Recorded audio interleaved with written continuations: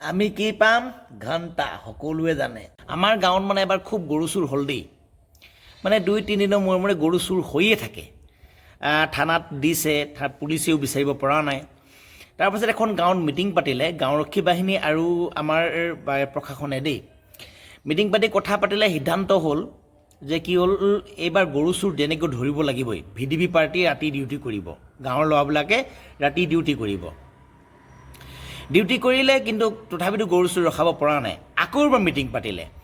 এই মিটিঙত এবাৰ সিদ্ধান্ত হ'ল যে কি হ'ল, গৰুৰ ডিঙিত একোটাকৈ টিলিঙা লগাই দিয়া যাব, এটা এটা ঘণ্টি লগাই দিয়া যাব। টিলিং টিলিং টিলিং টিলিং বাজি থাকিলে গৰুটো যেনি নিছে টিলিঙাৰ শব্দ শুনি আৰু আমি গৰু চুৰ ধৰিব পাৰিম।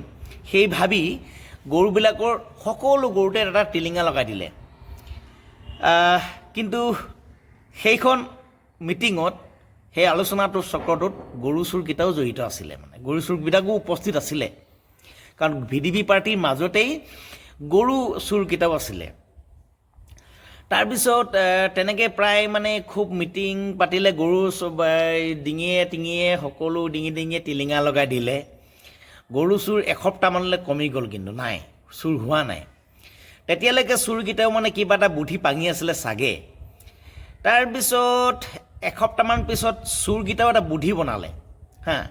বুদ্ধি বনালেগে চোৰকেইটাই, চোৰৰ দলটো দুটা টিমত বিভক্ত হ'ল।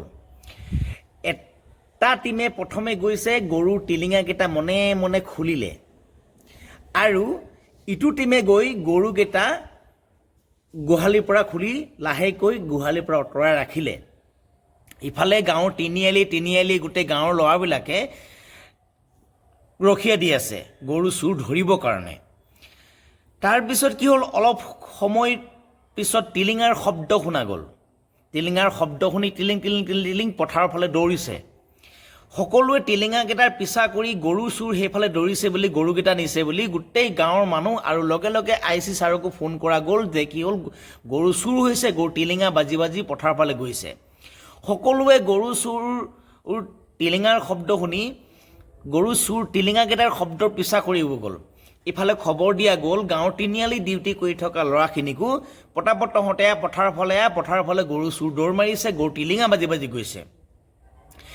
সেই তিনিআলি চাৰিআলি ডিউটি কৰি থকা ল'ৰাখিনিও পটাপট পথাৰলৈ দৌৰি আহিলে, আৰু তিনিআলিটো মুকলি হৈ গ'ল। আৰু সেইপিনে বাকীকেইটা চোৰে গৰুকেইটা পাৰ কৰাই লৈ গুচি গ'ল। সকলোৱে খেদি খেদি গৈ পথাৰ 2 কিলোমিটাৰমান পথাৰত খেদা গ'ল। খেদাৰ পিছত এসময়ত টিলিঙাৰ শব্দ বন্ধ হ'ল।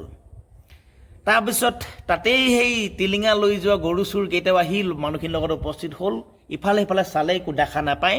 তাৰে এজনে টিলিঙাটো দেখুৱাই ক'লে, এই ককাইহঁত ভাইহঁত, এইফালে চা, এইয়া এই টিলিঙা পেলাই থৈ গৈছে, এইখিনি। ইফালে বাকীটো টিমে গৰুখিনি লৈ গুচি গ'ল। আৰু আমি গাঁওৰক্ষী বাহিনী আৰু পুলিচে গৈ পিনে কি পালোঁ? ঘণ্টা। এই ঘণ্টাকেইটা পালোঁ, ঘণ্টাকেইটা। টিলিঙাকেইটা পালোঁ আমি কি পালোঁ? ঘেণ্টা। আমি ঘেণ্টাই পাম আৰু দেই। আৰু এইটো এটা কাহিনী দেই, আপোনালোকে বেলেগ বুলি ভাবি নল'ব। আৰু এইটো কাহিনী মই বেলেগৰ পৰা শুনা, মোৰ বন্ধুৰ ৱাইফ এগৰাকীয়ে কোৱা কাহিনীহে দেই, এইটো বেলেগ নহয়। আপোনালোকে বেলেগ বুলি নাভাবিব। আমি কি পাম? ঘণ্টা। টিলিং টিলিং টিলিং টিলিং ঘণ্টা পাম।